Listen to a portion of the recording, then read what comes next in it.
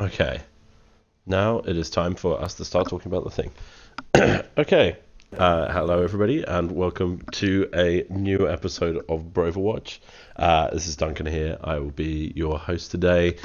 We have lost three of the bros to various cataclysmic incidents, no doubt.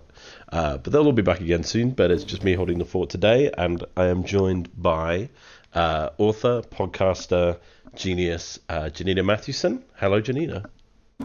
You're selling me very high here. I'm not entirely comfortable. Very, just very like, and Janina, and hello, and here we go. Yeah, no, I'm not. I promise. That's I'm far too scared to try and host under any sort of inebriation whatsoever. I've been on a cleanse for several days. That's not true, but you never know. Oh no, I just meant that you were selling me particularly high. You're making me sound like I'm very impressive.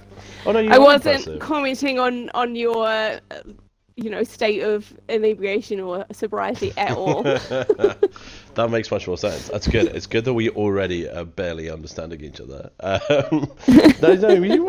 You've written an entire book that I've read. You've written 2 series of very good podcast, which I've also listened to. Thank you.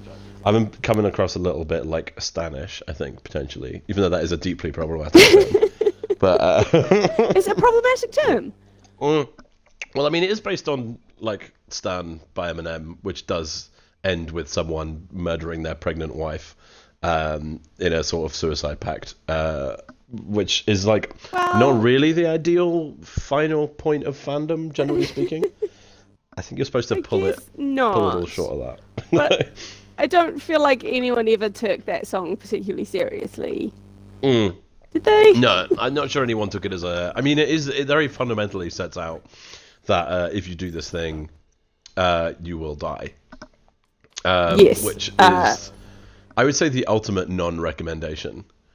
I feel like maybe that song was a bit ahead of its time in that it sort of confronted the idea that I think has become a little bit more prevalent thanks to the internet and Twitter and things, that you have a relationship with people you're fans of when actually you do not at all have that thing. Yeah, exactly. Like, maybe so it would have been easy, I guess. But maybe Twitter would have made it worse, because Twitter is you can not only see that people are not responding to your letter, but you can see that they are writing their own letters to other people that aren't you.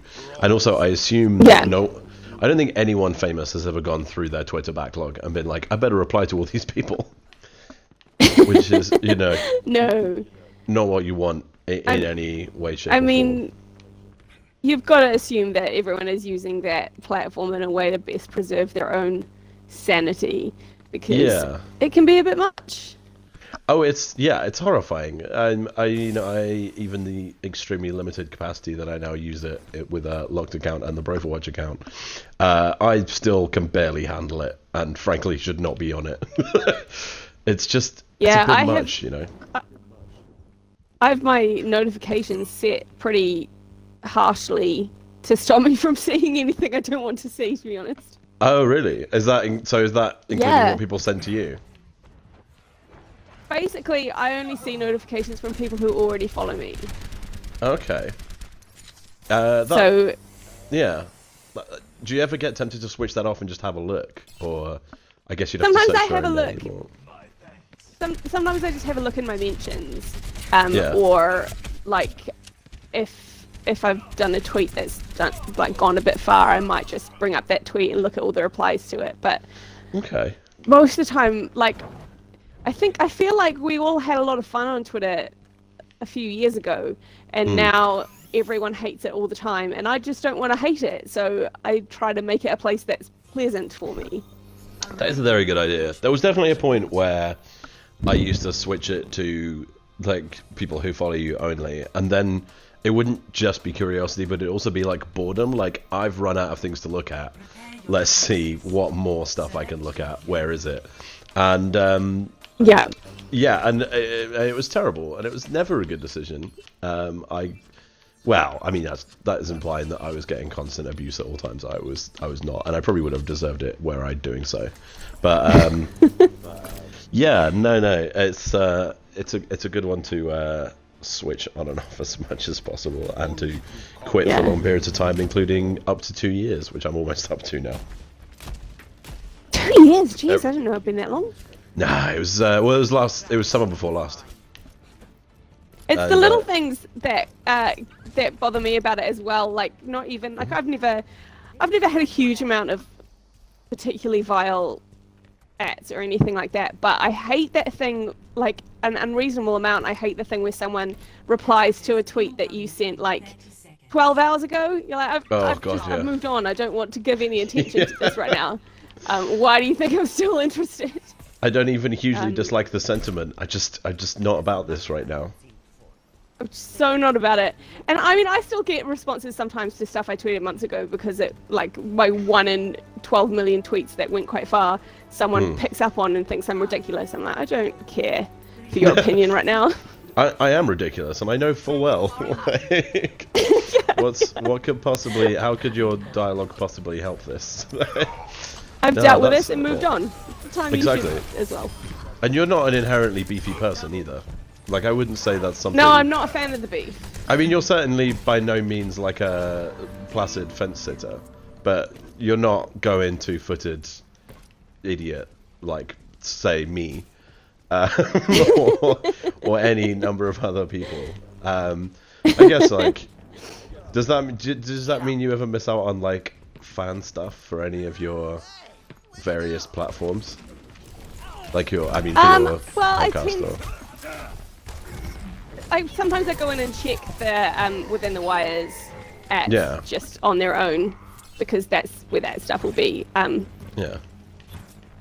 Okay, yeah, that makes more sense. So no one comes to you directly. Yeah, I don't want to ignore people, but like, I don't know. I love ignoring people. I'm all about that. Yeah. I mean, I'd say that I like it now. It used to make me deeply uncomfortable. Used to, like, any ignored correspondence would just weigh on me for ages, even if it was from an absolute, just like completely pointless repetition of the joke I just said or something. Well, that's the thing that, like, makes me want to just not see them. I'd rather just not know, because it does get to you. I think that's the thing that particularly and I don't mean that this is exclusively the case, but I think women are more likely to be aggressively conditioned to feel like they have to, which is why you see so often, like, women liking a tweet that really bothers them. Like, it's not that it's a harassment or anything, but those tweets you get sometimes, it's just like someone asking for your attention and giving you nothing in return. And women get that all the time on Twitter. And I assume there's we feel also intense pressure to be polite and accommodating. You know, there's an absolutely a compulsion to respond in some way to that sort of thing. People are generally inclined to react much more negatively if, say, a woman were to ignore them than if I were to ignore them. Oh yeah, completely. I mean, maybe it gets different when people become super famous, but I think, like, definitely on this sort of, when you're around the 5,000 mark, then the onus is much more on women for sure. Yeah, well, you know, and I think there's also a perception that people are deliberately ignoring people when actually it's just, you know, they're living their lives, they've got their own stuff going on. Yeah, exactly. And sometimes, I mean, I have trouble sometimes replying to texts from close family members, so, like, which is terrible. Yeah.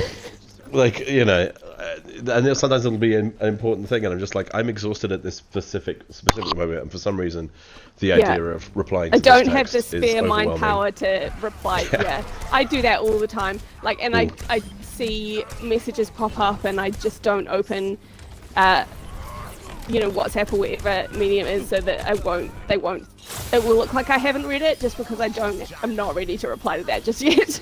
Yeah, there's also, like, quite frequently I'm finding at the moment I'm in a few group chats where there's one that's like exercise themed, which I'm like, I jump into from time to time, but at the moment I haven't been able to do that much exercise because I've been unwell. So a lot of the time I'll look at it and there's been like 60 messages, and I've just completely disregarded the whole thing because I don't have time to look up 60 messages of it's probably very good, but like maybe not hugely relevant to me at the moment. And then several days later, it'll turn out that someone had asked me something very specific that I needed to respond to. But you know, that is, I feel like is a whole other thing. Also, I'll like reference something, and they just went, "Yeah, no, we discussed this exact thing." Like, oh no, I've done the thing. I did it again.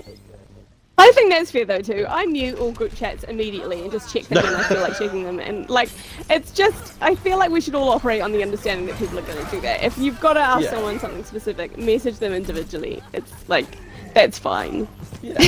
I'm terrible. I'm feeling now that I'm just trying to lock everyone out of my life. That's not the case. I also have my phone on Do Not Disturb 24/7 at the moment. Oh, that is beautiful. I think I've had Skype on Do Not Disturb for about 7 years.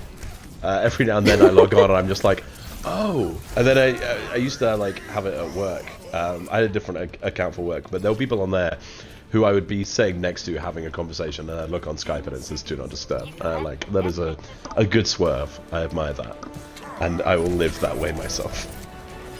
Yeah, it's a good. I mean, Skype I just have closed. Yeah. Unless I'm literally like whenever I use it, it's scheduled, so. Oh yeah, that makes sense. Fun. It's a perfectly good way to live. Yeah, the idea of a random Skype upsets me deeply. I watched. I think Jamie's seen this. Did you watch that movie Unfriended? Where it's like no, yeah, it was one of the ones that he watched at midnight after I'd gone to bed. Ah, that makes sense. Yeah, there's a whole thing about that. The whole thing is set on Skype, and it's everyone comes into a group chat conversation after school, and they're all just like there and ready to talk, and it hasn't been prearranged, and it stressed me out so much. And I was like, this is one of those things that makes me feel like I am completely detached from a younger generation. There was this BuzzFeed quiz going around the other day of like, and it was all like things that only a Generation Zer would know, and I went in like with this sense of confidence, like, oh, I work on social media, like I should be able to get most of these, and I got 6 out of 15, which everyone got, including like there was one, and it was like, when you get this icon next to your friend's name on Snapchat, what does that mean? And I was just, I thought they were random, and it turns out it's like if you've been best friends on Skype for 2 months, which is just an alarming amount of specificity. Like, I have absolutely no idea, one, how that would happen. Well, not how that would happen, but why there's a notification for that, and why you would notice, like, enough for that to become something. Like, unless people have gone specifically to Google that thing. And so now... It's a weird thing to think about, because... I don't know, compared to how I grew up, which was, like... People started getting cell phones when I was about 16 or 17, and so for me, when I grew up, it was, you know, you got home from school and then you called your friend on the phone and talked to them for a while. That's how you did. I wasn't even an MSN kid. I was a telephone or nothing, and it was all like, you only ever would call someone and it would be unexpected. And it's very, very strange that now everyone is pretty much in constant contact, and now I can't cope with unexpected calls or unexpected anything. Like, I want to know not. ahead of time. Like, even if I get called at work, I struggle with that, and I'm supposed to be available. I mean, I'm not really meant to get called at work, but people do call me, and it's I genuinely just shout out loud, like, absolutely not, and then I pick up the phone and answer it, because I love my job and I want to keep it. But yeah, I mean, I was thinking about this the other day, like, when you would go around someone's house after school and hang out with them, how did that used to get organized? Was that just something you asked your friend if you could do, or was it like, do parents do that? I feel like it was just something you said to your friend, can I come around your house, or do you specifically want to come around my house?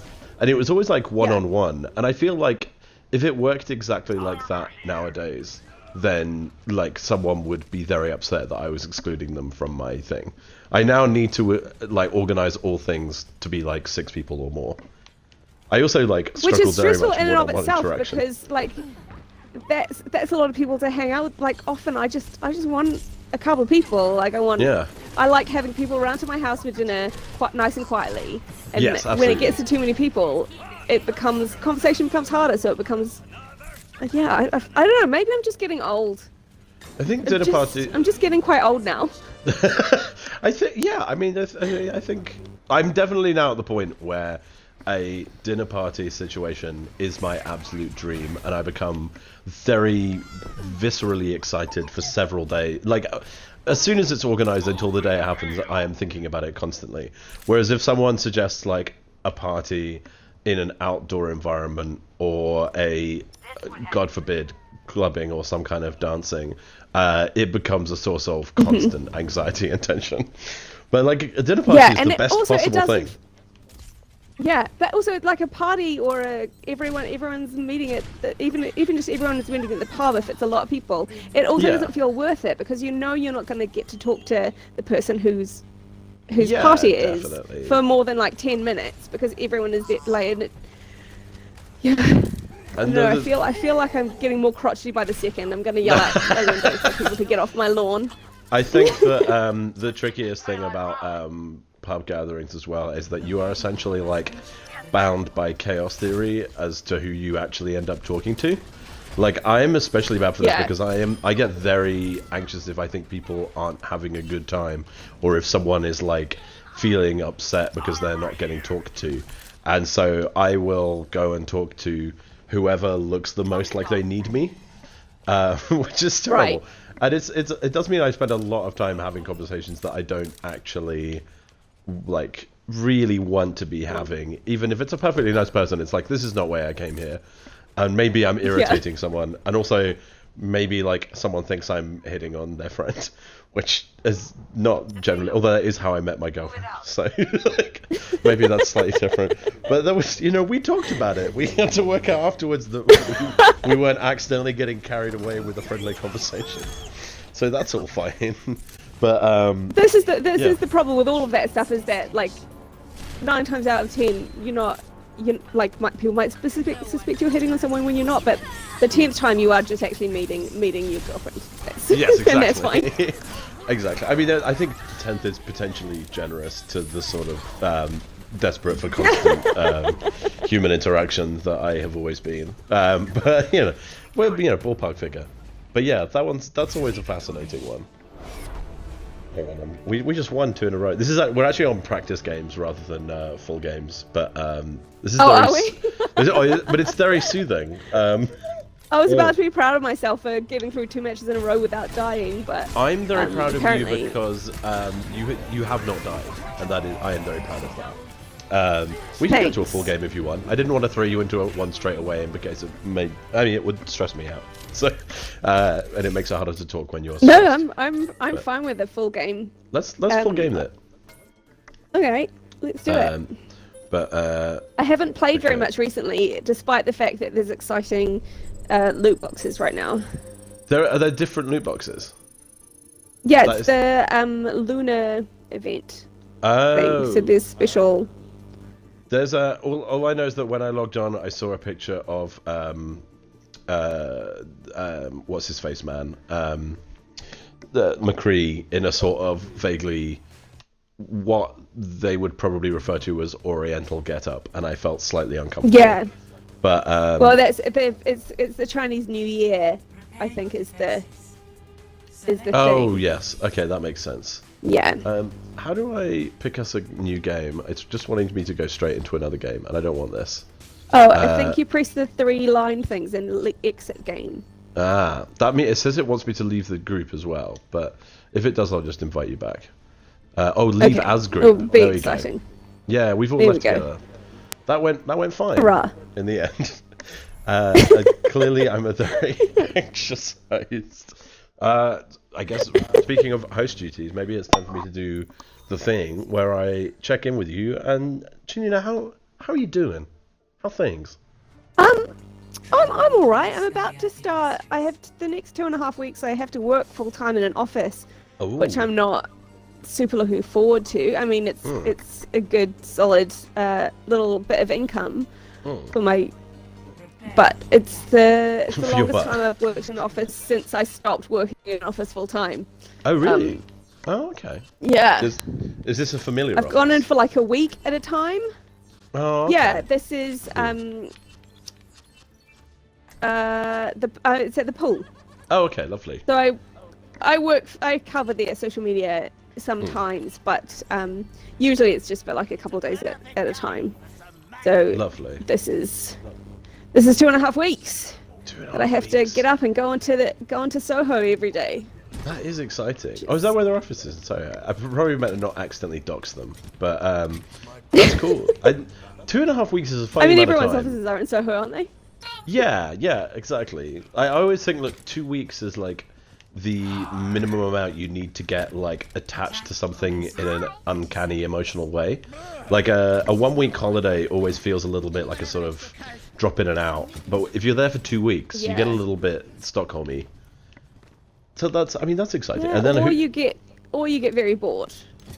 yes, I mean One or the potentially. other. It depends on the holiday, and also it's not a holiday; it's a job. But Yeah. that's exciting. And you're feeling all right about that. I mean, it will be fine, I'm sure. I'm just expecting to be quite tired because it's when you're used to like working from home, having to suddenly commute every day is like a lot to deal with, I think. And I hate commuting. That's a tricky commute as well. Can you get like, is that a train and a bus situation? It's a train and a tube. Oh, okay, that's fine. But also, I take an unreasonably long route in order to avoid crowds. that's a very good idea. I've because I've mentioned this on the show before, but I now have a 2-bus commute, and it is just it's blissful. It's incredible. I don't know how I survived on 2 tube. I used to do. I mean, I've had ones that have been like bus and a tube or bus and 2 tubes because I live in Peckham and it's kind of tricky. But just being able to go from one bus and onto another bus and be constantly in close reach of oxygen and only really having to stand up and press into other people like once a fortnight has done. I arrive at work like ready to work, or at least ready to look at the internet in a thorough and non-bleak way, and I don't smell bad as far as I'm aware. I certainly would need to crowdsource that information before I could completely be confident on the answer, but nonetheless, it's good. Do you generally? Oh, sorry. Yeah, go ahead. No, I also tend to get there unreasonably early because if the train from my house is intolerable if you get on it any later than 8. So to avoid that, I get on the earlier train just so I can have a bit of breathing space. Okay, that makes sense. How are you? How are you doing this week? How am I doing this week? I'm good. I think I'm good. No, I'm in this weird phase at the moment where everything seems more or less fine, and that is obviously very worrying to me as someone who always needs to be worrying, because career and I guess social stuff are both doing pretty well. It generally means something could be about to go very drastically wrong, but possibly not. I'm used to like one or the other of them being really bad. And then sometimes, I mean, so it was to such hilariously extravagant extremes that like I once, when I lost my last job, I had a really good date the night before and then got fired at work the next day. And then broke up with that person the day before I started my next job, which is just a completely bizarre changing of the guards. But I mean, both of those things needed to happen, so it was fine. I was just amused by it. But now they're both happening at the same time, which is nice. That is nice. I mean, especially if you sound like I was in a cave. But yes, sorry, Karen. Those sorts of things, like, I think those patterns are never really real, and they seem real because as soon as that sort of thing has happened more than once, you think, oh, this is just how it works. But really, it's just coincidence and chance, and we like to read it as patterns because people like to be able to believe that there's order in things, but really everything is chaos, which is a much more frightening chaos. But also it means that like there's no sense worrying about it, because you can't. Yeah, it's. I guess it's one of those things that can be either frightening or freeing. Yeah, I always think depending on how you look at it. I always think there's about like when I think about God sometimes. I'm a white male with nothing really to trouble me, so I think about made up things. About like the whole idea of like, is it more scary that he's real or that he's not? Like, if he's not real and everything's complete chaos, that's probably quite comforting. The idea that he's sort of real and this is his plan is, I think, very haunting. But then maybe him not being real is also scary. I don't know. Then I get dangerously close into atheist on the internet sort of conversation, which should be avoided at all times. Well, see, this is one of those things, and I don't know how deep into personal theology BROverwatch wants to get, but it's one of those interesting things where I think, oh, jeez, I just got killed real quick out of nowhere. Oh, that's what happens when you get into personal theology. Tire. Yeah. Oh, a fucking tire. Bastard junk rat. Because I think about this quite a lot, and I don't like to quote the man because he's a bit of a asshole, but Stephen Fry has that thing that he doesn't believe in God because how could a God allow for like cancer in children and that sort of thing, whereas my thing is I have to believe in God because if that horrible stuff is going on, I have to believe that someone is like gonna do some good with it, you know, that there has to be someone in charge making sure that it's all going to be better in the end somehow. So, and like neither of those are really any more logical than the other. It's just what makes you able to get up in the morning, you know? Yeah, exactly. And for me, it's someone overseeing the chaos. And also I think that like my personal theology is that God isn't in control of the world. He made it and gave it to us. And so nothing is like his plan. Like if he has a plan, it can only be achieved through people. So when things go wrong, it's not because he deliberately did that. It's because the world's a bit fucked. That makes more sense. Yeah. And bad stuff happens. I think because it wouldn't make sense at all. It doesn't. If God exists, and I believe he does. And he's omnipotent. I think it's But if God does exist, then it doesn't make any sense that he would be controlling the world and allowing stuff like that to happen. So the answer for me is that he's not in control of the world. He is. We are essentially, and like not in control in a sort of macro level, but just like we have. I don't know. I feel like I've contradicted myself, and now I've got lost in my own ass. But like God doesn't control the world any more than we do, really.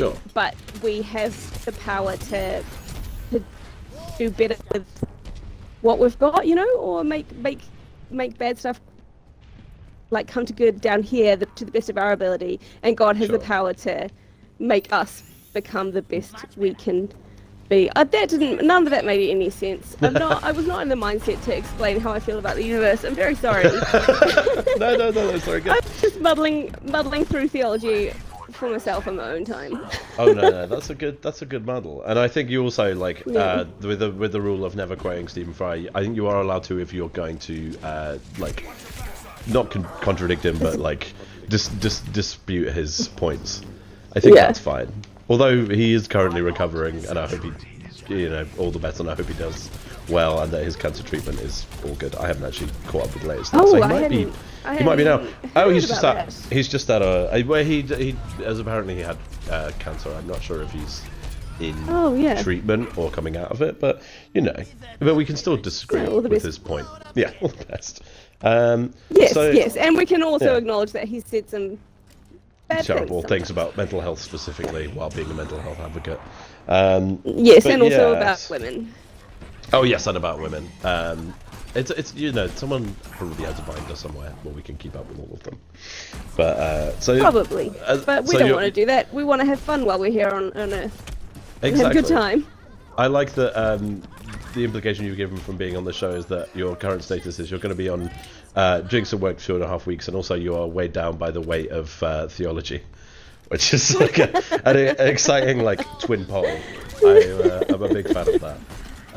So I guess like today we wanted to chat about, because Jamie, your partner, our co-host, is someone who struggles with all this stuff, as we are well versed in at this point, and I am as well, and my current, well, I don't know if I can quite call her a partner yet, but also struggles with anxiety and that sort of thing, whereas you wouldn't say you do yourself.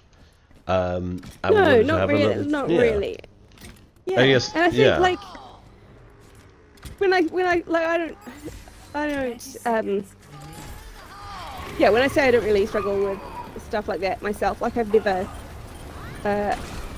had diagnosable like mental health issues. Sure. Although I definitely think that I have had times when I've realised that maybe mental health is a little more fragile than I had previously thought. But I have a family history of it. My dad has had some pretty serious struggles, and you know, it's a thing I've thought about a lot, definitely. Yeah.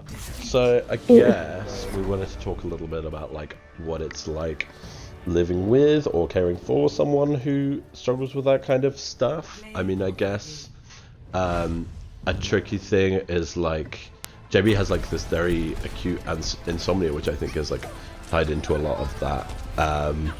And I mean, I guess you don't have to answer this if it's tricky, but like, how is that to deal with? What do you find helps? Or I don't know. Oh, that's a good question. I really don't. It's not. It's one of those things that for me is more a practical thing. And this is going to sound really stupid, but like until very, very recently, we only have one set of bed sheets. Okay. which means that you have to wash and dry them in time for bedtime. Yeah. Because otherwise you've got nowhere to sleep. And because Jamie has insomnia, so he sometimes stays up working until 3 and 4 in the morning and then sleeps, you know, until midday the next day. And I have normal sleeping patterns. Yeah. So you know, sometimes it's hard to wash the sheets. Which is really, really silly. But like, it's one of those, you know, it's just a tiny little practical thing that... okay, Jamie, these are not going to be dry in time. I need you to wake up because the sheets are dirty. Modern flats are built with weird like radiators. Oh, and our flat is like particularly weird because we don't have gas. So we have these really ridiculous electric night store radiators that I hate. Okay. Yeah, but then there's stuff like, you know, I like sharing a bed. I don't like sleeping alone. So if he's having insomnia and I go to bed alone, it's always a little bit, you know, not like, quite so comfortable, but yeah, I want someone to warm my feet. Yeah. Sally has a condition that means she responds very a lot to the cold, which means her extremities become very, very cold very, very quickly, and so it becomes a sort of thing of like it's like a little minefield essentially. Like you know what's going on down there, and she's very kind and conscientious to try and keep them slightly out of the way. Just every now and then there's a little jolt, and then suddenly you're very awake. There's like little ice bombs hiding under there. But that's something I've always, like, I've never lived with a partner, but I've always sort of, like, it's something I've always wondered is like how do you just agree on a bedtime and go to bed, or is it just like whenever each person is ready to go? I mean, I guess it's one of those things that depends. It's different from person to person, and yeah, like on a normal day we both, but like, you know, sometimes Jamie will stay up and watch a film because he can't sleep. He'll stay up working until the middle of the morning essentially, and I guess you can't do that. So it's just really. no, he'll work out at his desk. Oh yeah, he's got a desk. Bless him. Yeah, we've both got desks. We've got so many desks in this house. Oh yeah, you got 2 desks. It's a 2-desk house. I don't think my house does have. My house has 1 desk that from time to time just gets moved into different bedrooms according to who needs it. It used to be mine, and then I didn't use it for like a year, so now it's on my friend's room. We could really so you get workspaces, or else we would kill each other. Yeah, I mean, I guess it's also very different work that you would need very different things for. Yeah, I mean, mostly we're just both on our computers, but yeah. I guess so. I should have put that thing closer. It's okay. It's gonna be fine. I mean, I chose Lucio, and I don't really know why, but it's my choice, and I'm gonna have to stick with it because I couldn't. I mean, you don't have to stick with it. It's true, but you can change it next time you die. I wanted to be Torbjorn, and I think someone has taken Torbjorn, and you know what? That is their right as a God-fearing person. Although I did once get sent abuse for picking the wrong person. Like someone who wanted D.Va sent me a message saying, "How dare you take D.Va?" And in their defense, I was very bad with her. So, you know, probably fair. Not really a defense. Yeah, it was very mean. It's just someone being shitty. I think they were little. Maybe they harbor a long-term resentment. But yeah, maybe you know, we've all got our little bugbears, I guess. Yeah, and maybe I guess if you only really know one character and someone else takes it, then it makes the game very difficult. But then that's why you're supposed to play with different people. Exactly. There's yeah, I mean, I like you only really play with what is her name? Why can't I remember her name? The one you're currently playing with. Oh, Symmetra. Yeah, you're a Symmetra person, right?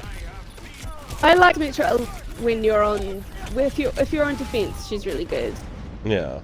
She's better on some maps than others. Because you can. But I also play D.Va a lot. I that makes sense. like Arisa quite a lot too. Okay. And I've started playing with Moira. I'm not very good with Moira, but I like her. I've not spent a lot of time playing with her though. I mean, you'll get there. It's fine. Yeah. I believe in you. Thanks, that means a lot to me. I guess, what are some other things you find being affected by generally, like, I guess, like, one thing that I find in this relationship is that, and it kind of plays very nicely into my own thing, but there are just certain situations where we know we're both going to have a bad time, or it's going to be a little bit stressful. Like, if there's, like, a lot of people that I know and, like, none that Sally knows, then I can't really take her there without a lot of advance warning. Which is fine, because I often don't enjoy doing those things. Yeah, it's just kind of like, I have to be very careful with, like, the things that I take her to so as to not cause an impromptu horrible time. I guess. Right. Is there anything like that you find? I guess you both have very similar friendship groups, so it's not too much. Yeah. But... Yeah, I mean, this is the thing. Jamie and I met around the time as I met all my London friends. So we don't have places to go that might be the case. But to be honest, I'm worse with that stuff than he is. Like, I don't like and again, this might just be me. I'm old now, and I don't have the energy to spare. But I don't like going to parties where I'm going to know less than like 60% of the people. Yeah, that's the ideal weight. Yeah, it's just not gonna be fun for me because, you know, you have to spend so much time talking to people that you don't know, and you don't get to talk to the people that you do know. So again, like I was saying earlier, just the balance of enjoyment is kind of off. Yeah, I mean, I've been to parties where I have because I've got quite a like weird scattered friendship circle in that it seems like because I've lived in lots of different places and worked at lots of different places and for various reasons met different people, and what tends to happen is that like when I stop doing that thing or being around that place, like some of the friends will stick around and some of them won't, which I think is fairly natural. But it does mean that I have like some very close friends that I want to see, where really the best situation to see them is that an event that they organize, just because like organizing stuff is hard and confusing and you always forget to do it. So I end up at a lot of like parties where I only know like maybe like 5% of the people, if that. Like sometimes there's a couple I've been to where I've literally only known the host, and then there was one that I went to where it was someone I knew off Twitter but I never met, and I went to their party where I only knew this person and one other person, but I only knew them off Twitter. And that was a real situation that I would like to avoid ever happening again. Because I kept getting like introduced to people as like, oh, this is the guy who did such and such. So like, I've been on the Guardian date, and it was like, this guy went on a Guardian date. And I'd have to do like my 10-minute monologue about what that was like to some people who were like at best only kind of interested, and it's just like, well, I have nothing else to give you yet. Like, you know, if you suggest some like alternate questions. It's an interesting thing to think about, because there are definitely times when that situation, for me at least, has been different. I mean, I met you because I turned up to a party where I didn't know anyone except for a couple of people that I knew only from Twitter, and that's because that was a point in my life where I'd been in London a year, and my closest friend that I had here had moved back to New Zealand, and I didn't really know a lot of people, so I was aggressively on friend hunt. Yeah. Whereas now I'm like, you know what, I'm good. I'm kind of covered. Yeah, we've worked I this don't have out. the energy to spare on new acquaintances because I've got enough. Like, not that I'm not open to new friendships or anything like that, but just like it's a lot of energy to spend. And the payoff is not as concentrated. Yeah, absolutely. I guess. Like I think like you definitely reach like a personal tolerance for that kind of engagement. Like if you're like lacking in one sense socially, like if you don't have those friendships where you can just have like people come over or whatever, then having those like short party interactions is good. So it's a good way to make the other thing happen that you would like slightly more. Yes. Yeah. But it is the thing, like we like. I know I said earlier that this is more a problem for me than it is for Jamie, but it's not like when we go to New Zealand to visit my family, it is something we have to be aware of, because Jamie does tend to get burnt out on those trips. Because we'll go for like 3 weeks, and it will be a lot of time spent with my family and my sister and her 2 young kids, and it's happened a couple of times. We've been there a couple of weeks, and all of a sudden Jamie just has no energy at all, and just out of nowhere, and that's why it's because constant interaction with people that you can't quite be completely relaxed around. Sure, yeah, definitely. Which just takes it out of you over time. Yeah, like even if you're having like a perfectly nice conversation with someone that you don't really know, like there is a tension and an effort that goes into that. Like, you know, if I like go around to like yours and Jamie's house, we can sit down, start talking, and then finish talking in 5 hours and have put like 0 work into it. Whereas like, you know, if there's someone there that you don't know, like you just don't have that. You don't have like assumed in-jokes or like, you know, references that you both know you're gonna get, I guess you're also like there's a worry of like, am I, like I can tell to a certain extent whether I'm boring you or Jamie, generally because you will tell me. Like immediately. Sometimes you or Jamie will know to tell me that I'm about to bore you before I've started. Whereas like if it's like a nice stranger, like there's that tension of like, does this person actually really care about what I'm saying right now? So yeah, that can be really tricky. And then, you know, going out to a party like that, it's that times a million, and then you might be escaping one interaction to go and have that interaction in the same way. I can't remember who it was. Who was it? Maybe this was Leah who said this. I can't remember, but someone was literally just like, that beautiful day when you wake up and realize that you are an adult and you literally can do almost anything that you want to do within the realms of reasonable. Like, there's nothing to stop you leaving a party within an hour. There is nothing to stop you like having what you wanted for dinner, or like just seeing the people that you want to see, or something like that. Like, that is a hugely exciting moment. And that's, I guess, like one of the reasons why like school is so difficult. It's yeah. It was essentially. It's one of the reasons why I hate New Year's Eve parties, because you can't reasonably leave whenever you want. Like there's a social expectation to stay till midnight, and I'm always like, the moment it hits midnight, I'm like, how long do I have to stay now to not be? Can I? It's 12:05. Can I leave? Yeah, I went even to, if it's a really lovely party. I'm just like. Yeah, exactly. I mean, some of the nicest parties I've been to, I've like got to 11:30 and been like, this is exactly how much I needed to be here, and I must leave immediately. I very much got a reputation at university for being someone who, when they reached their limit on a night out, would just not even Irish exit, just turn around and leave the second I had the idea to. Just literally turn on my heel and walk out the door. Which, I mean, I guess that is technically an Irish exit, but it's to such an excessive degree. No, but I think that's good, because sometimes, and like I always tend to push myself a bit too far. Like I want to be polite and I want to be friendly, so I'll stay maybe a bit beyond where I want to, and then you decide to leave, and you end up taking like a solid half hour to even get close, because you say, okay, I'm going to head off now, and everyone wants to like say goodbyes that take forever, and and then I had this terrible situation you get to the with end. Oh, sorry, you go ahead. No, you go. Oh, I had a situation at a party. It was my cousin's, I think it was her 18th or 21st or something, but she lives in Scotland, and she was also like going to Camp America, so it needed to be a bit of a goodbye for some reason. It was fine. She came back, and she's back now. But I had really hurt my foot. I think it turned out to be like a bug bite from when I was playing football. But my entire leg from like the shin down swelled up really badly. And that was such a weird, implausible injury that when I first noticed it getting really bad, I couldn't really... I told people like, yeah, no, I've really hurt my foot. I need to go home now. And they were like, oh, okay, fine. But that, we were staying in another house, and I needed to get the keys to go in and everything. So I kind of needed everyone to leave with me.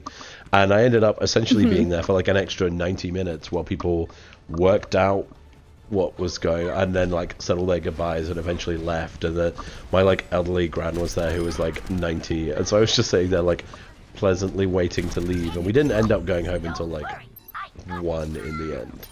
And I was much too polite to tell people like, I'm in screaming agony. And then the next day I literally had to go to hospital. Like we went to we went to the pharmacy, and they were just like go to a hospital now. Like you obviously don't run, but metaphorically run, because your foot is fucked. So that was an interesting one. But this is the thing. I think we need a better social language for. I definitely need all of this to be over right now, because I find that because I love having people over. Partly because that means I don't have to go anywhere, and that not going anywhere is the best. God, so good. But also because it's fun, it's enjoyable, and I like putting on nice food for people and all of that kind of stuff. But there always comes a point where I'm like, I definitely need everyone out of my house right now, and there's no socially acceptable way to communicate that. To say fuck off, everyone. I love you all. Fuck off. I think we're getting there, because I think it's now socially acceptable to say, I literally just have to go home because it's tired and I'm old. And I feel like the next step is definitely, I need you all to go home because I'm tired and we're all old and you're all in my house. I'm in a sort of lucky position in that no one ever asks to come to my house because I'm in a sort of weird place. And also, I guess because I'm single, it feels a bit less... Or not, I'm living on my own with housemates. Yeah. It feels a bit less... It's much harder to do that when you've got housemates. Yeah, you gotta negotiate some stuff. Yeah. I do find it also like there's and this isn't necessarily a common thing, but there are some people who are like I'll be like I'm really tired. I might have to head to bed, and then they'll be like, oh great, so that's fine, night, and like settle into talk more to Jamie, and I'm like, I don't know how to say no. Yeah, that was not the arrangement. Like this was not what I meant, because I have this thing where like if I'm waiting, and this happens as well if I'm home alone and if Jamie's out for the evening and I'm waiting, like if I'm waiting for someone to either leave or arrive, I won't sleep. I'll just I'll be very tired, but I'll just lie there waiting for the house to be in the state that it should be in before I can sleep. Yeah. Oh, so you need to tidy before you go to bed.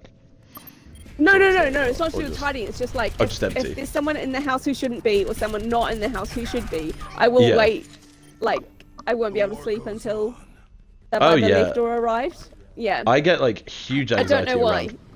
Yeah. Oh no, I get that as well. Like if there's someone in the house having a good time, and in a situation that it would be completely reasonable for me to be in the room sharing that good time with them, I get very anxious that like everyone is constantly thinking or discussing that I specifically am being a killjoy, or like, you know, why isn't Duncan here? It's just like, well, sometimes I just go to bed because I literally don't want to be in the room, but like sometimes it's like I have to get up, or, you know, I'm very overtired. And yeah, that is it's a tense situation. I guess, like, because obviously Jamie's sleeping pattern is very different to yours. Do you find that that's something you have to, like, silently communicate, as it's like, it's not Jamie bedtime yet, but it's Janina bedtime yet, even though there's people in the house? No, I think when that happens to people, if I've given all, like, I tend to just, if there are people in the house, I will just wait for them to leave before I go to bed, because... And I will give, you know, more and more hints, I guess. But the thing I worry about is that when I am tired, I withdraw. So then I'm just like being rude, I guess, because I'm sitting there not really contributing, because I'm just like, the evening is over for me, and I won't be able to get to bed until everyone is left, but it's over for me.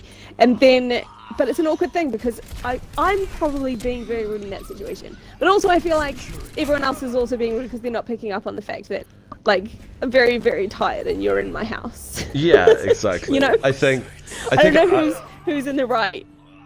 Yeah, exactly. Probably neither of us. I think, like, as you are mainly friends with a collection of very anxious people, I think pretty much everyone will assume they're in the wrong no matter what the situation. There are definitely a couple of times when I've been around yours and I've noticed that, like, the droop has set in, and I'm like, yes, it's time for me to go. I know this. That's a good name for it. I was going to call it the Janina droop, and that feels a little bit like I'm singling you out. Sometimes it's my droop as well. Like, oh no, we failed the objective. We did fail the objective. It's fine. There are other objectives for us. Like, you know, this is I think my least favorite Overwatch game, because it's all about timing. Like, it doesn't matter who's the better team, really. It's just who happens to be in it for the longest time, to be in control at the last minute. And you also feel a little bit like everyone is very what am I trying to say? Like, it's one where it would be good if everyone on the entire team could talk to each other, because you would just want to yell at them, like, come here now, where are you, where is everyone from me? And that is also, for some reason, I find this Greek one particularly difficult, and I'm not sure why. Maybe it's some latent, like, Europhobia or something, but it's kind of a weird, it's a deceptively complicated map, I think. Yeah, it's very weirdly shaped. And also it has this big hole in the middle of it. I was literally just about to point out the big hole. That you fall into. Yeah, when you fall into that big hole, it's a bad time for everybody. It is. Well, not for everyone, just for you. It is very funny when that happens, though. Maybe I'm going to punch someone in it. It is. That would be very funny. Come on, fall in the hole, fall in the hole. So I guess we are approaching the hour mark now. So it's time for me to unleash our quickfire question, which Jamie always seems to make effortless, and I'm always, like, very bad at thinking of one. But this week... He's very good at talking. He's very good at talking. It's a gift he has. He's good at talking and burrowing for truffles and all these other Jamie skills. He's a very skilled man. He has far more... He's, like, got all his, like, speech stuff and can edit video and direct video, and and he can write as well, and I can just write, and even then I'd say that's a debatable situation. Oh, you're a good writer. Thank you, and you're a very good writer. You're welcome. You have a book which I'll get you to plug at some point, which I like, and I made my dad read, and he really liked it as well. But the short chapters confused him. He said he wasn't used to the idea of short chapters, and he had to get used to them, which is delightful. So I was going to say, what is a depiction of mental health of any kind in pop culture in general that you find speaks to a experience you've had in real life? Not an experience, or like your general experience of mental health. Oh, that's harder. It's harder than I thought it was going to be. You've changed the question slightly. Oh no!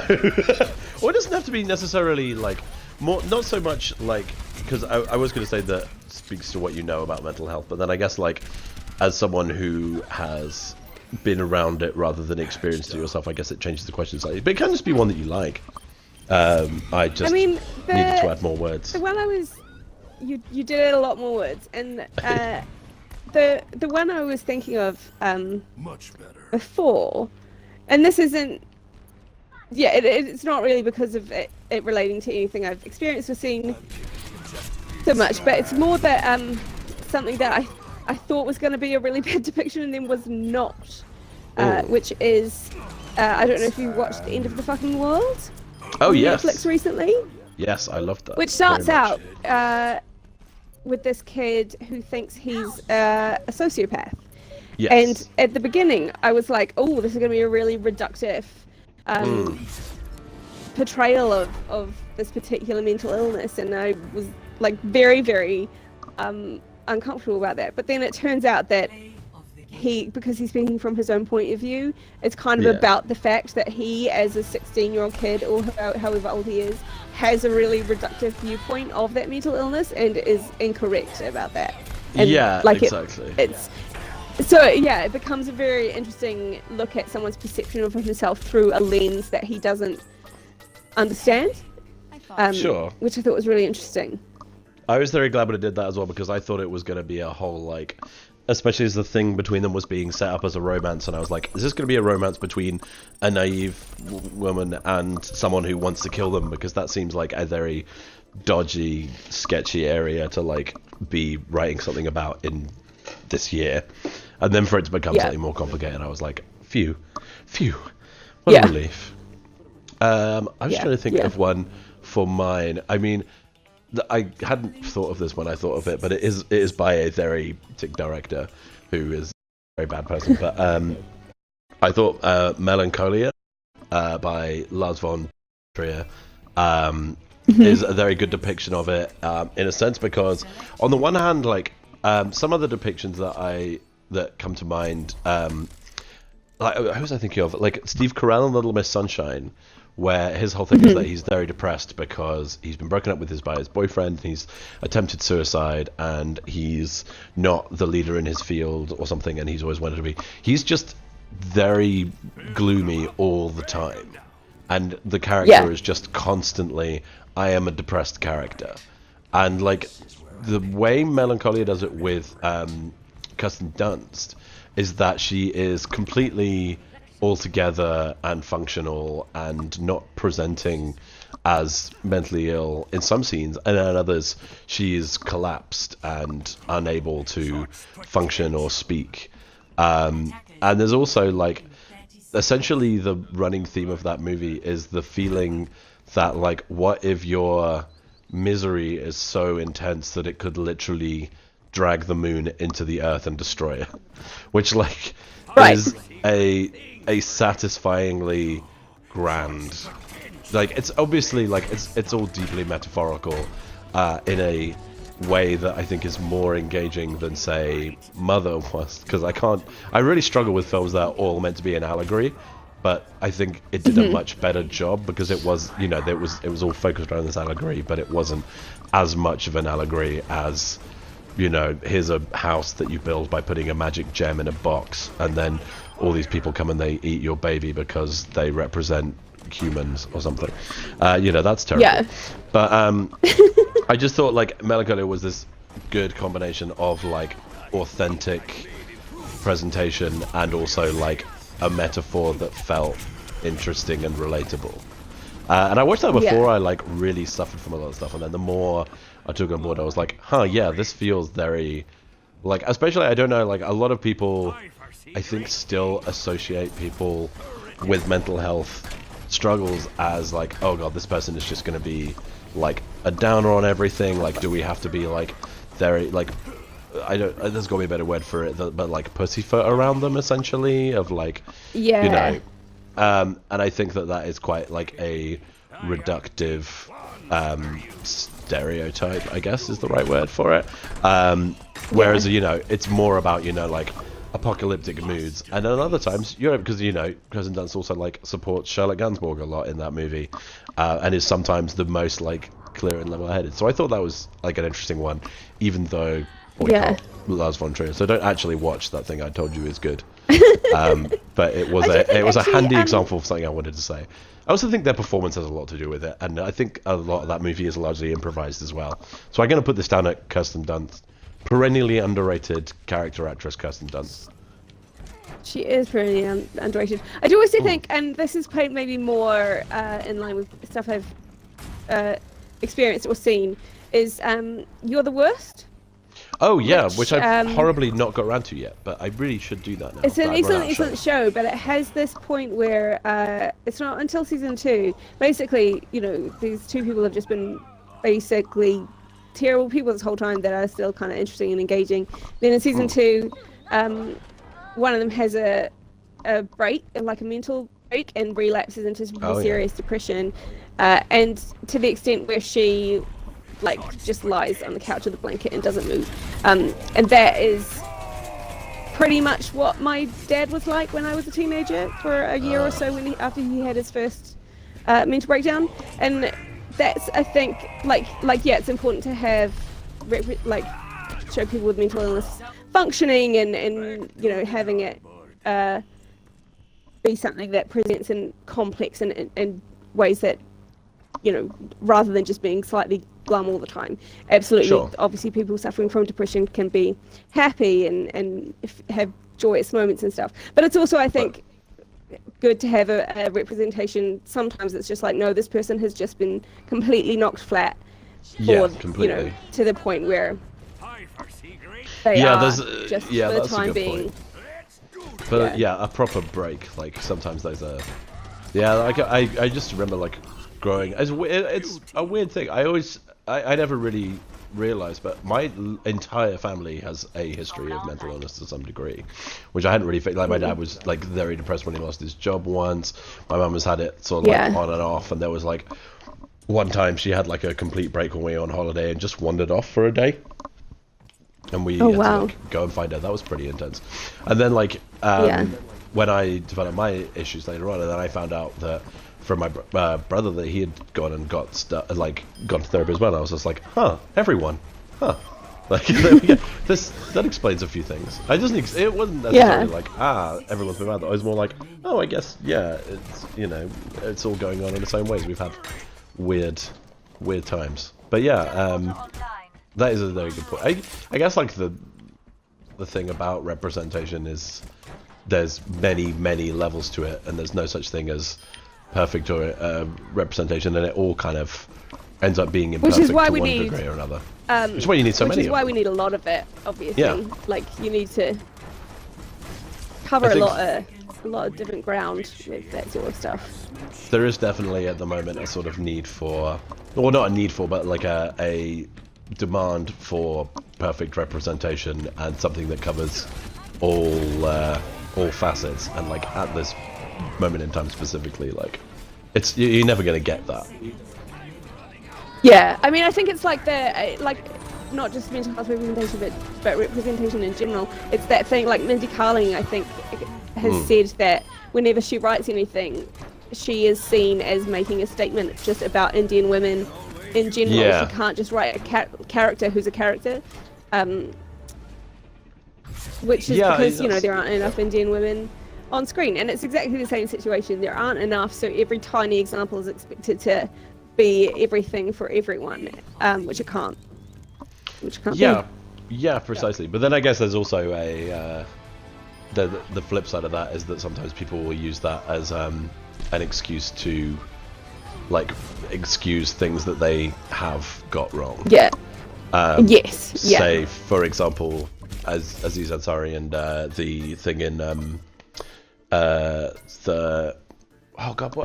completely forgot Big Sick about Indian women saying we've been thrown under the bus slightly as a cue of arranged marriages was one that came to mind there. It's and also the fact it's all very complex. that the most visible woman in not Indian, she was the actress is mixed race. She's half black, half white. She's not Indian at all. Another thing, like added.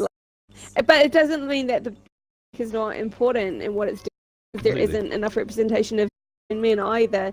But it's saying, and obviously it's based on Camille Nanjiani's real experience, and exactly. Fine, but it is like, it's a wrinkle. It's stuff to be aware of. Exactly. Well, lovely. Yeah. That has all been very, very good and exciting. Very much for joining me to dunk on a movie that we both enjoyed a huge amount and is very important. It was very good, very important movie. Yeah, everyone should watch. Very good, very important movie. Janina, where that doesn't mean it doesn't have problems. Yeah, exactly. So I know where I can find you, but where can everyone else find you? What can they consume? What should they be looking forward to from your camp?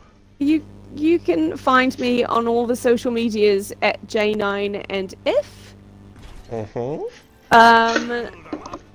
I do some other podcasts. I do a pop culture podcast called Well Done Everyone. I do a history podcast called History is Sexy. And I write a fictional podcast called Within the Wires. So many podcasts.